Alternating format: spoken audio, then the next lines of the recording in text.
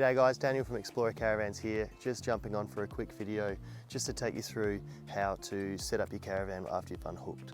So first thing we want to do is obviously make sure that our positioning is right with the caravan. After we're happy with the positioning, we want to make sure that the caravan's actually level. So there's two ways to level the caravan. We want to level it lengthways like this, and then also if we need to on a free campsite, leveling it this way. We're actually pretty lucky with the site we've got just here. We're quite level side to side, but we could do a little bit better on the front to back. So what we do is we make sure that everything's level with our jockey wheel. I think we need to come down a little bit. You can get little surface levels that sit on the top of here, or an app even. You can leave your phone in there and check the leveling of your caravan with your phone. I think that looks pretty good. So from here, we want to drop down our stability legs. So in the tunnel boot, guys, we've got a stabilized leg tool. I'm going to grab that one out.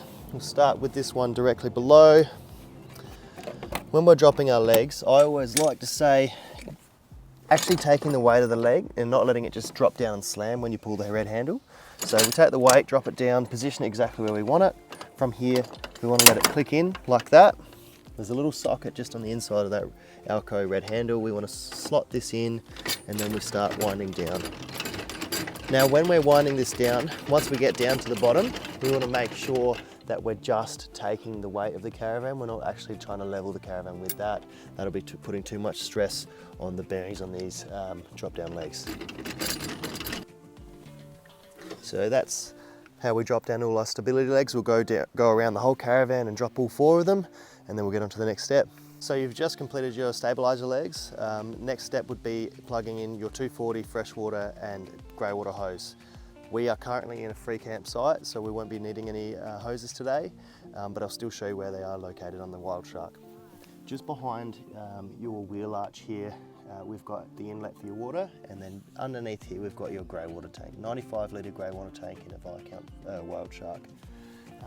Because it is a hot day, we're probably going to run the generator and the aircon on this. So up the front, well, just before we get there, we've got the inlet for your 240 here and the circuit breaker next to that. Up the front on the Wild Shark 2024 model, we've got a standard toolbox which keeps a bunch of gear. We've also got a generator slide in this one as well. So we'll be running the generator today just to get the air conditioner running. And now we can turn our gas bottles on the caravan. Pick your preferred bottle, empty that one first. Once that's empty, then switch over with your regulator to the other side. In this case, I'm going to use this one. We'll open up the bottle. Now we can use our gas appliances and run our fridge in the free campsite. So because it's warm weather, we want to get the awning out. That's the next step usually for me. In the tunnel boot, you find your little awning stick. That's all we can really call them, an awning stick.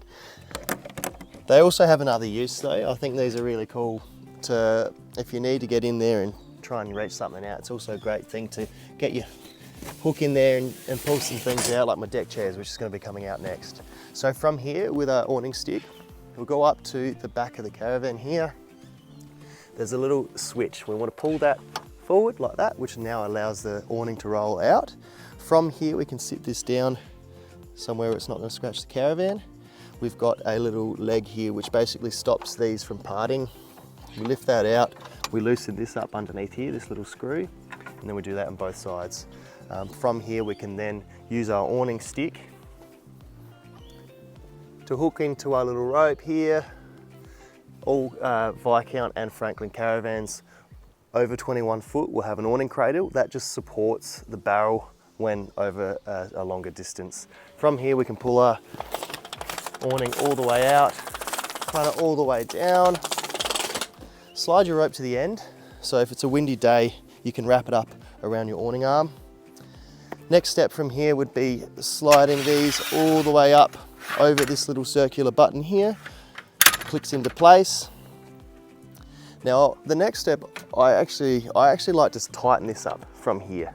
It saves you stepping up on a little step ladder down the track.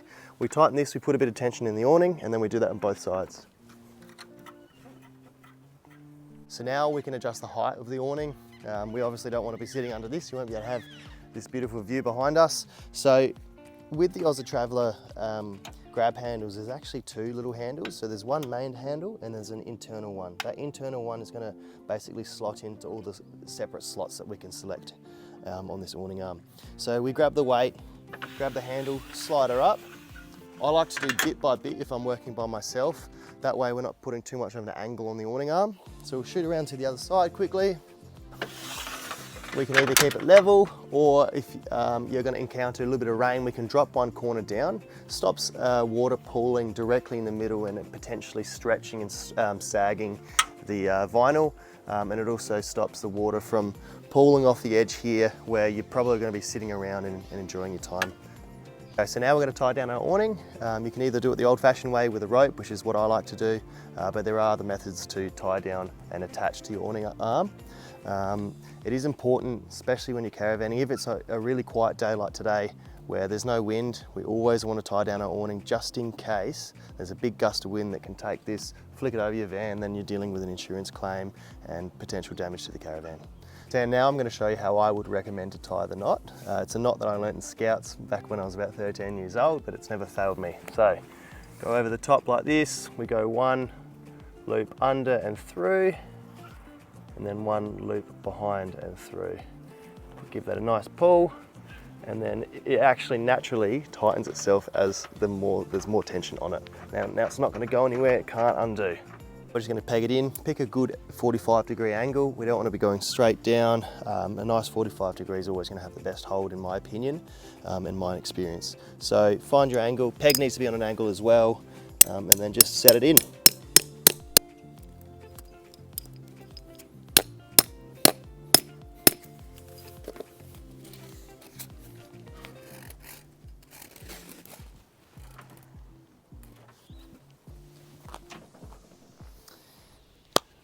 You can see we're fully set up. Now it's time to bring out your deck chairs, your tables, barbecue, and anything else that you'd like to bring out and sit under here. Bring your best mate out. Come on, buddy, let's go. Come on. Good boy. Well, I'm getting pretty hungry, so I reckon it's time to set up the barbecue. We just got the Weber Traveller up in here in the tunnel boot. These things are designed to actually fit in your tunnel boot. So we'll pull this out, grab the handle, drop it down. Today I'm going to set it up on one of the gas bottles. I don't have the tame flamer on this one due to regulations, but there are other appliances out there that you can hook up to your gas bayonet, which is just located right underneath your tunnel boot. I'm hungry. Leo, what do you reckon, mate? That's a wrap on this video on how to set up the exterior of a Viscount Wild Shark. We've got more videos on our YouTube channel, so check that out. And if you want to see how to set up the inside of this one, click the next video.